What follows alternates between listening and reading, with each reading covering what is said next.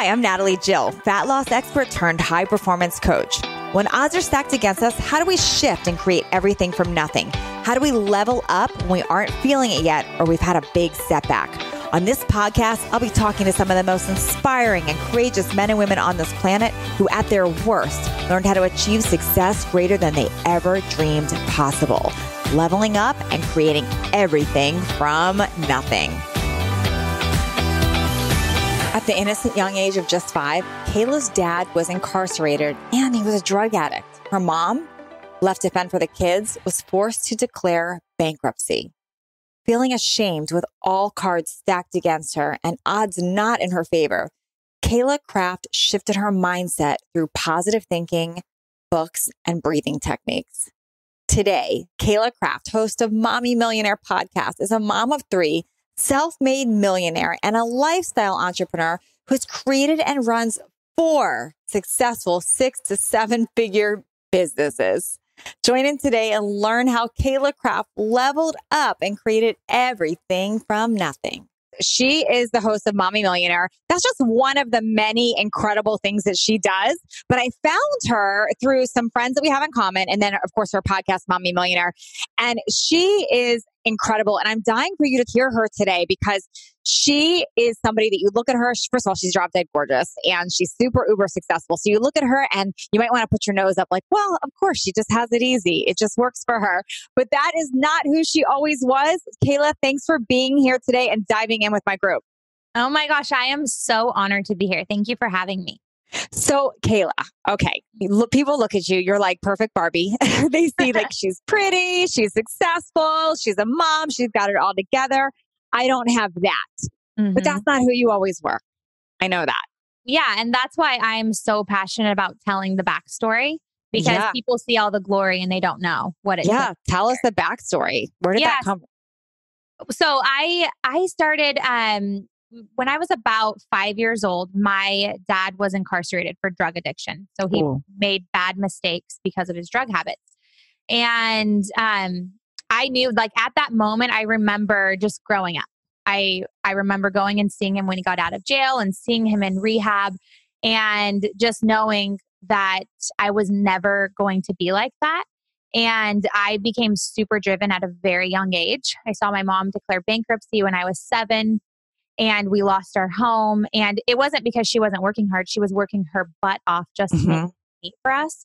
And I just had a huge heart for moms from that moment forward because I'm like, gosh, there has to be a better way, you know? Yeah. And I remember just being so freaking ashamed too. So I remember like just lying to my friends. They would ask why I didn't have a dad. And I would just be like, oh, he's out of town. You know, I would just like make up things because I was so ashamed because I thought, if they find out that I have a dad in jail, they're going to not trust me. Like they're going to think that something's wrong with me.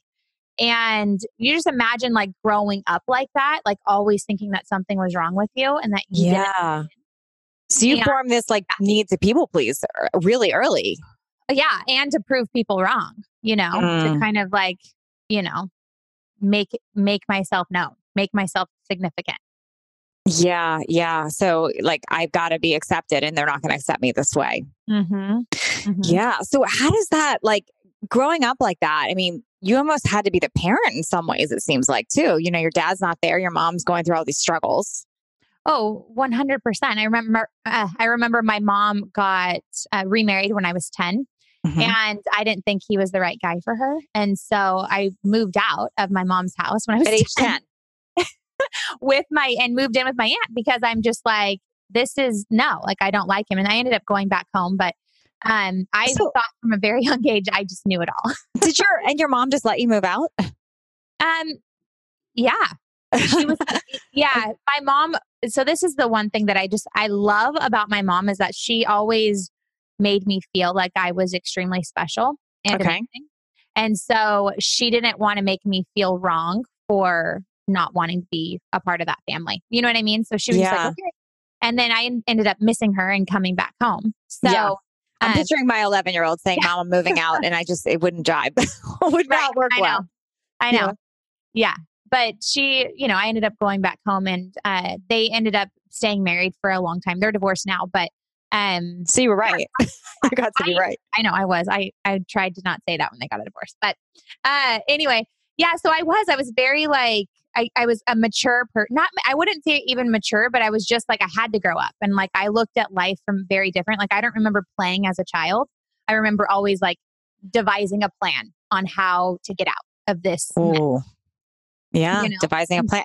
Now, how did you have any contact with your dad while he's incarcerated? Mm-hmm. I would always go and visit him. My grandma would take us probably like once a month. So I know people are like, yeah, I've been to the prison. I've been through the whole, like, pat down, all that kind of stuff. Mm-hmm.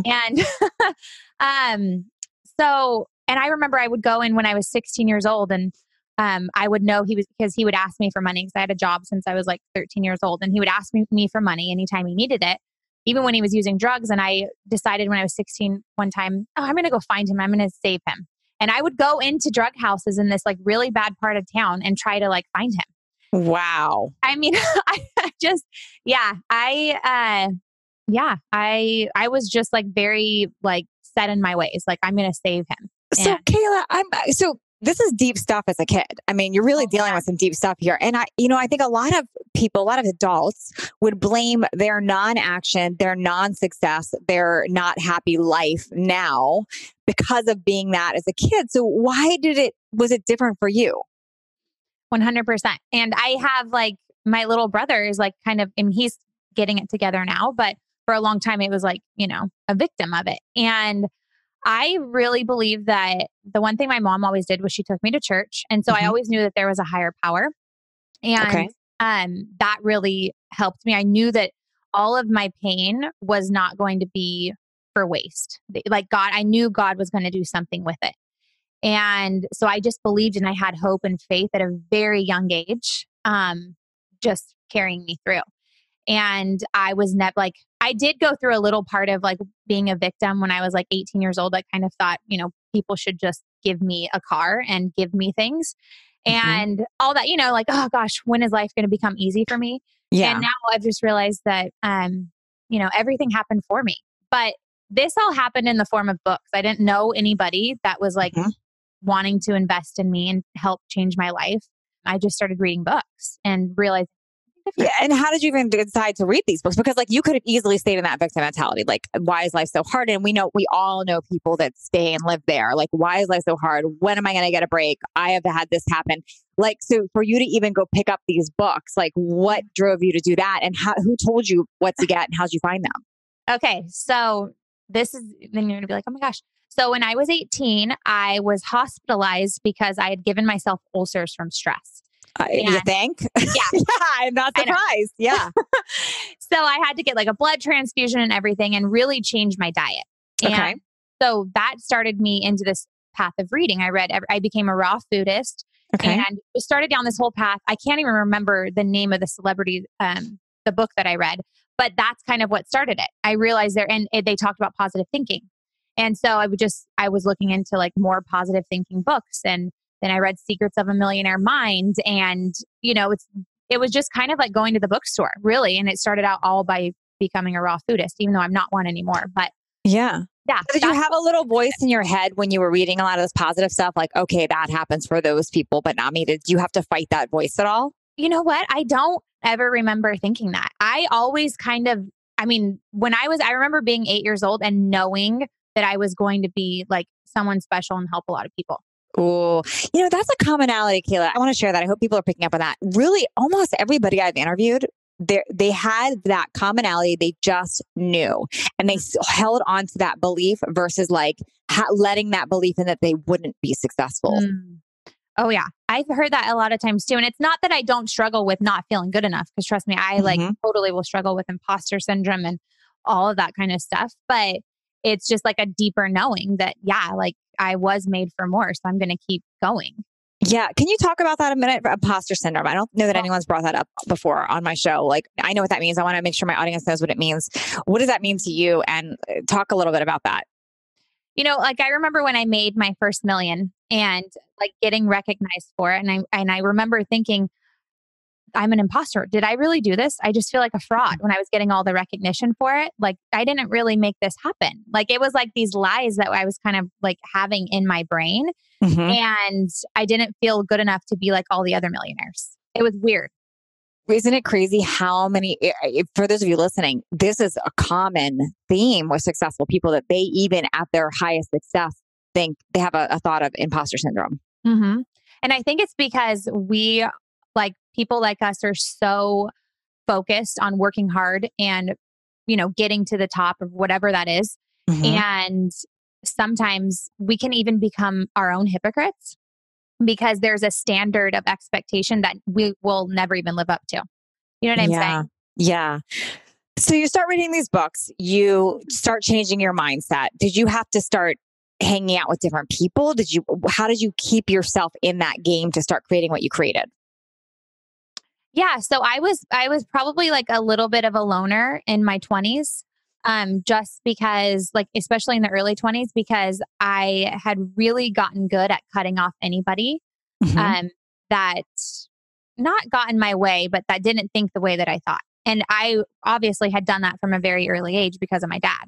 So it was kind of like, if you got on my nerves, cut off. If you did something bad to me, cut off. Like I had you put them in jail. Right. Yeah. Ooh, that's a good point. Never thought about it like that. Yes.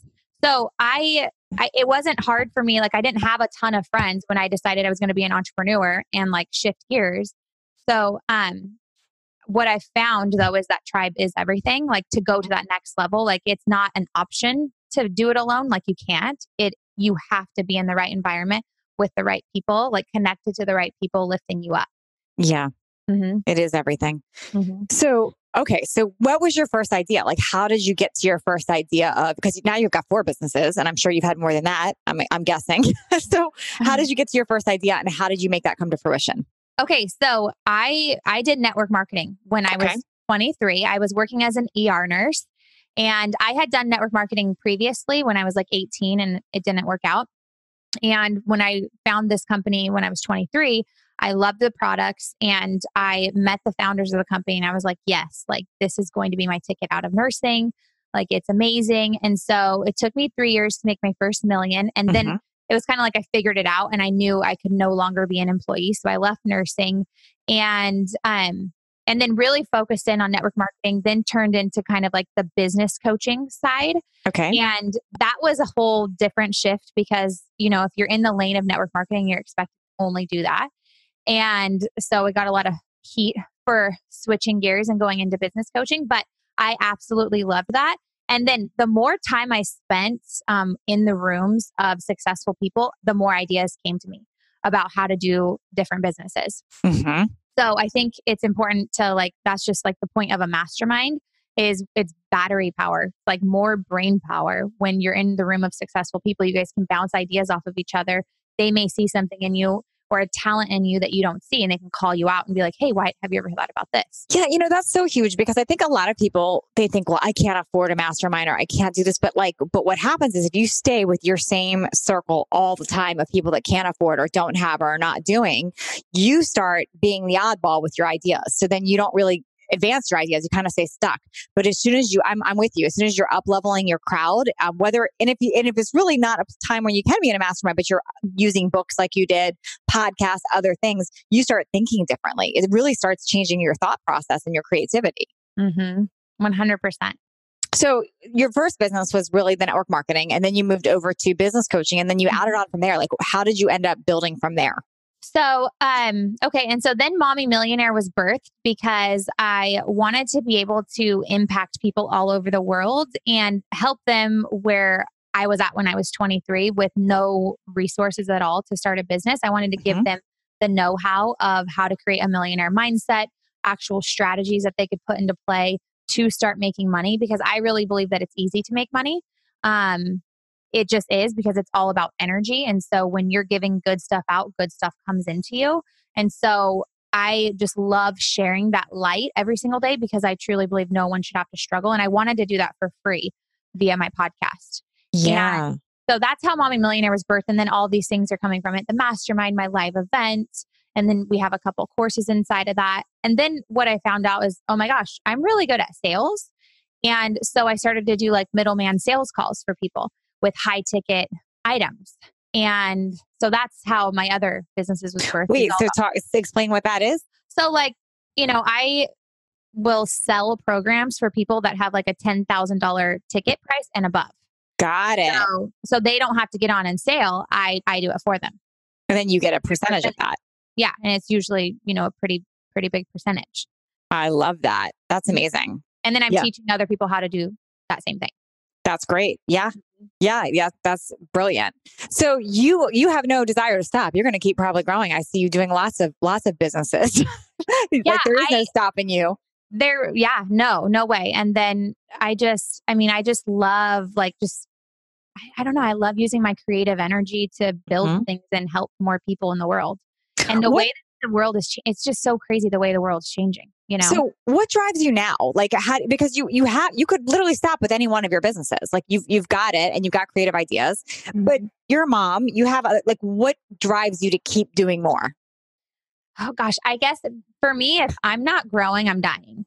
Okay. So that is like my biggest principle in life. Like if I'm the same person that I was a year ago, today, that would be a failure for me. So I want to be a completely different person 1 year from today. I always want to be reinventing myself because I see so many people that are like my mom's age, for instance, that are just like done. They're like, I've paid my dues and I'm just chilling. And I'm like, that is like, I'm allergic to that. Like, no way. I don't want to be average. I am just like super hyper focused on being the best me that I can be. And then in doing so, inspiring others to not stop. Like there's no there. You got to keep going. Now, but what's interesting is you would say you have a life that you enjoy and it's fun. It's not that you're working all the time and never doing other things. I would say that. I think I can totally get into the workaholic mode, but we just moved to Newport Beach just back in April because I was not happy where we were living. And ever since we moved here, like it was the best thing I ever did for my like personal life because I've met some just amazing people that actually make like I want to just like hang out with them and do social things and be outside like having playtime. And so I think, that's one thing. Some people think that they're stuck and then they just want to stay inside and work all day. And I'm like, well, I just got to be somewhere where I want to be outside and I want to be playing. I want to be living where people vacation. Yeah, no, I'm with you. And that's why I live in San Diego. Yeah. So I'm a total, and it's, it's funny. You probably get the same thing every now and then. I'll get a message. Well, I would be fit if I lived in San Diego, or I would be this if and I'm thinking, well, I picked up and moved to San Diego, just like you picked up and moved to Newport. I made a decision to make that happen. And I did uplift my whole life to do it. So it's still a decision. It always is. Yeah.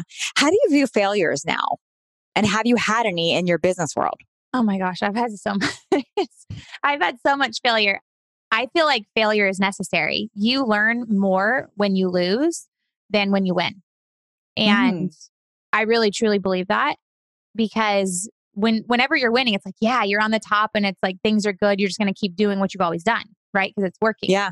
But when you lose, it's like you have to sit there and reevaluate and think about, new trends and what's really going to work coming up next. And it makes you get your creative juices going and think better, So failure is necessary. And I know so many people don't even get started because they're scared of failure. And I just feel like that it all comes down to the fear of abandonment, because we think that when we fail, we're going to get made fun of. People are going to think less of us. We might lose friends. We might lose money, whatever it is. And so we're always just like living in a fear-based mode when we're scared of failure.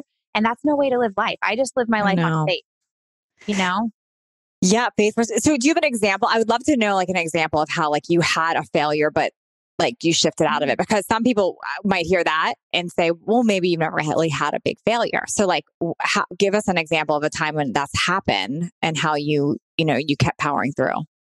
Okay. So, I would say the first time I tried to create my website, I invested like tens of thousands of dollars into doing this blog and doing this membership site where people would come and get trained by me to become a better network marketer. And, because people were asking me all the time. And so I spent all this money and got 0 people to enroll in this membership program. Wow. And that was a failure. And it could have taken me out of the game. I was like, well, we'll just switch to business coaching. We'll We'll So go. take us through that process, because a lot of people listening to this are going through something like that now. So like you launched a site, you're so excited about it. You put all this money into it, all this time. You think this is the answer and 0 people show up. Like what's the thought process that goes through your head? And how do you how long does it take to get out of that thought process? Well, the first thought is, oh my God, I suck. I knew I should have never done this. Wow. Like, who was I to say, I know how to help people build businesses. And, it's that whole thing where you go through like this grief of your like loss, basically. And I think that's like a necessary process that you have to go through. But to me, it's just like, okay, like moving on, because I'm all about growth. And it was hard. Like I remember crying and like literally, being balled up in like a baby in my bed, telling my husband, what the heck, I just need to throw in the towel. Like I'm done. Can I just go back to being a nurse? So did you consider it all like, okay, I need to pay more people to help or throw more money at it before you got to the, I'm going to throw in the towel? And how do you decide that? No, I did not think about bringing anybody else on at that point. It was more just like, obviously this isn't what people want for me. So what else can I do right now to be giving back? And so I just went and focused more on my network marketing business and kept networking with the right people. And then all of a sudden people wanted to hire me as their coach. And I was like, okay, well, maybe that's what I want to do. I want to do VIP with people. And then I ended up liking that because... And I'm assuming you probably ended up using that site to help those people. so yeah, I ended up using that site for people that were on my network marketing team. So obviously I just gave them all access to it for free. So it wasn't a complete waste. It was more like, here you go. You guys can check out the videos. And it was kind of like a bonus for being on my team. Now, you mentioned as a kid, you had to like early on kind of fake it, not stay where your dad really was. So you had like a little bit of a people pleasing thing starting. Do you still worry about what people think now? Well, I think to some extent, I think the people that I care about are, people like my family, So when I first launched my podcast, the first episode is about my mom. And so I had to have the conversation with her that I love you. I had the most I don't regret my childhood at all. I'm thankful for my entire childhood, but what you're going to hear is my experience. And you get your experience, but I'm also entitled to my experience. Yeah. And so you're going to hear some things that you're not going to like, and it's going to make you feel defensive. And, all of those things are going to come up, and she won't listen to my podcast, but for that reason. Yeah. Right. And neither will anybody in my family except for one of my cousins listen. But it's kind of just like, gosh, like you still kind of have that thing, like you want those people to support you. And that's probably one of the things that I do struggle with. And it's constantly just reminding myself that not everybody's going to get it. And you still have to keep going because the right people need to hear what you have to say, because it's going to push them to take action and change their life. You just brought up an interesting point. As you're talking about family not listening to your podcast, my brain was sort of racing to, sometimes we're so quick to worry about what our family thinks. But if you really look at who's supporting you in efforts, like, are they like, I as you're saying that, I'm like, I don't know that I have any family members subscribe to my podcast. So it's like, we put all this effort on, I don't want to upset my family or my friend, but are they really in turn having our backs and helping us up level? And I just think that family, they want to keep you safe. And because in turn, when you stay in that bubble, then they get to stay in their bubble. Right. But when you pop yours, then it's like, well, they think, okay, should I pop mine too? Like, what's wrong with me? It's kind of like they put the mirror up to themselves because you're doing something different. And so I had to go through this whole thing in therapy because I was really upset about it because my family's super close. And it was kind of just like everybody's on their own journey. And if some people aren't ready to evolve to that next level, and you can't make them wrong for being who they are. Totally. Focus on the people that are in your life that want to lift you up. Yeah. No, I watch you on Instagram and I watch your videos, and you always have like so much creativity and so many ideas, and it's always go, go, go. Are there ever days where you just don't have that energy or creativity? And how do you handle it when you have those? Oh my gosh. Yeah. Good. So you're human. I like that. Okay, good. What do I do? I feel like I'm always like forcing myself to not give in to that like lazy energy. I like to call it. But sometimes it's like, it's overwhelming where it's just like, I just need an off day. And I'll let myself do that every couple of months. I know that sounds crazy because I should probably do it more. A lot of people do it like 3 times a week. So you're good. So what I try to do is just like reconnect. Okay. So like what makes me the happiest is being with some of my best friends. So I'll get on a call with them. Okay. And just talk to them, what's going on in their life. Just talk about nothing. Talk about nothing. And that's one way, is just to connect with somebody that is like-minded, that's not going to judge me, that's also an entrepreneur, that gets the highs and lows. Another thing I like to do is just going to the beach. It's one of the reasons why I love living here, just being able to walk down to the beach and chill. Isn't it amazing how much the beach can ground you? Why is it's the ocean? I mean, the yes, water. I love it. I have to be near it. Yeah. Yeah, I know. So, I mean, I do that and just give myself, I'm trying to get okay with like being not creative sometimes, you know? And my friend, have you ever met Dr. Jen Chrisman? No, I haven't. Oh my gosh, she is amazing. So she's a psychotherapist and she always says, Cayla, you just need to sit with yourself. Like just sit with yourself and give yourself a hug. And I'm like, you're crazy. But when I do that, I do feel it's like all of a sudden I have energy again, you know? Yeah. Mm-hmm. Yeah, I can totally relate to that creativity side of things, because especially if you are somebody that is creative and has lots of ideas, when you don't have them one day, it feels off, like something's wrong with me. And it's really nothing wrong. It's just normal. But that's what we start believing. I get that. I totally get that. So, okay, how do you so let's just say you've got your mastermind or you've got something and you're in that funk though. Like how do you have like a routine that you'll do to shift yourself into it? Besides, like how do you get yourself pumped up to go when you have to go create? I mean, first of all, I always work out every single day. Okay. That always changes my state. I always do jumping jacks. I'll do push-ups, like just to get my body moving. It changes things for me. Breathing helps me so much. I have a breathing coach that I work with. Oh, wow. I mean, I don't talk to her all the time, but whenever I'm feeling like I'm talking to her tomorrow. Okay. And she'll just walk me through breathing. And I know there's like classes in LA that have like breathing classes, but that's really helpful because I find I hold my breath all day long because I'm just going.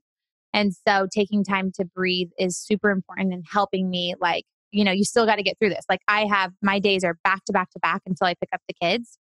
Because I only really have 5 hours to like get it done. And so they're like super productive, you know? Yeah, So, no, those are awesome suggestions right there. And if you don't have your own breathing coach, you can probably Google online how to breathe, and just some big belly breaths in really does change people's states and minds. And my husband would say to me all the time, deep breaths, and I would roll my eyes at him. But when I actually listen and do it, it does calm me down. It does calm me down. It shifts things. So how do you spend your time like outside of work? Like where would we find you doing hobbies and fun? Well, working out is fun to me. So like last night, I got a babysitter and I went to boxing and then went to do a sauna time. And that's fun to me because that's also, I always go to fitness classes. I don't work out alone because I love talking to people. Okay. So that's play for me. I love learning new things. I love traveling. So like I'm going to be in a mastermind next year where we're traveling and it's going to be like Italy and Russia. Yeah. So I'm excited about that because I'm all about being around people and learning from them. But yeah, I mean, I'm going to I like social things. So I love going to parties and that's fun to me. Getting dressed up is fun to me. So yeah. And then getting facials and, all that kind of stuff. All the girly stuff. Yeah. I'm a total girly girl. I love it. I love it. Okay. So this is where I want to go a little bit. I want to get your help on this for people. So if somebody's listening to this and they are in their own personal rock bottom spot, so like maybe they didn't have, some of the stuff that you had happen to you, like the membership site, but they've had their own rock bottom, like their marriage fell apart or their business idea failed, whatever it is, they're in their own rock bottom spot, but they know that there is something more for them and they want to start shifting out of it. Are there 3 pieces of advice you'd give them to start leveling up and shifting out of that? Yes. I think when you're at rock bottom, sometimes people will tell you, get clear on where you want to go. But sometimes when you're at rock bottom, you have no idea where it is that you want to go. Right. And so I think the first thing is asking yourself, who do I want to be? And you have to take the time to understand, okay, I want to be kind. I want to be full of integrity. I want to be wise. I want to give back to people. Like all of those things, write them down. Because when you know what is important to you, you can figure out, okay, these are the types of things I need to be doing every day to be aligned with that person I want to be. That's a great answer. Like, I think that people do get stuck on where they're going, but you're right. Who do I want to be? Like, what are those words that describe the person that I want to become? Mm-hmm. Yeah, because I feel like when you're focused on being, there's always a gap of who you are today and who you need to be in order to have the life that you want. And you have to make sure that your actions are in alignment with where, that person that you want to be. Because that's the most important thing. It's not about where you're going. It's about who you are along the way. Yep. Great advice there. So that'd be like the first tip. And then, so I would say, who does that person hang out with? Where is that person going? And for me, like, it's so funny because this is how I seriously build my businesses, is going to fitness classes. But for me, the type of people that I like to hang out with, they care about their bodies. They care about their health. They're, liking to be around people. So they're motivated, and those people are sometimes a lot of them go to fitness classes. And so go and be around people, even though that's the last thing that you want to do. Maybe that's the best thing for you to do. Would that person that you need to be 5 years from today in order to have the life that you want, would they be connected with people? And usually the answer is yes, right? So where are the people? And go be in that room, because it's really hard to be in a room of amazing, high energetic people and not feel that energy and not start to change your own. Yeah, that energy is absolutely contagious. Yeah. So I would say that would be the second thing. And then the third thing is, this is the one thing I will always tell people, is you have to invest in yourself. So if you have no idea where you want to go, but maybe there's just something like that looks interesting to you, and maybe it's been off your radar because it's too expensive. I would say, like, I don't tell people to ever use credit cards for anything, but you have to sometimes you have to invest money to get in the right rooms with the right people. And so, if you have to put on a credit card to get to an event, to a Tony Robbins event, go do it. If you have to do that to hire a coach, do it, because it comes back like tenfold. Like, the best ROI you can have is the one on your brain. So it's so important to invest in yourself even when you're not ready. So good. So good. I love all of this. Cayla, where can people find you when they obviously they've got to download Mommy Millionaire Podcast? Yeah. And then I'm on Instagram. That's Cayla.craft, and it's Cayla.craft. And I love hanging out on Instagram. I'm also on Facebook too. And like on mommymillionaire.co, we have like some free resources that people can check out about branding yourself. And I try to do a good blog post every once in a while up there. And I put all my good stuff on the podcast though. Awesome. I love it. Thank you so much, Cayla. Thank you. Thanks for leveling up with us today. Please share this episode if you found it helpful so others can join in. And don't forget to hit that subscribe so you don't miss out on future shows. And if you would leave me a 5-star review, I appreciate those so much. I read all of them, and it's how I know that I'm giving you information that you find valuable. And come interact with me over on Instagram at NatalieJillFit. I read all the direct messages and comments over there. Make it a great day, creating everything from nothing.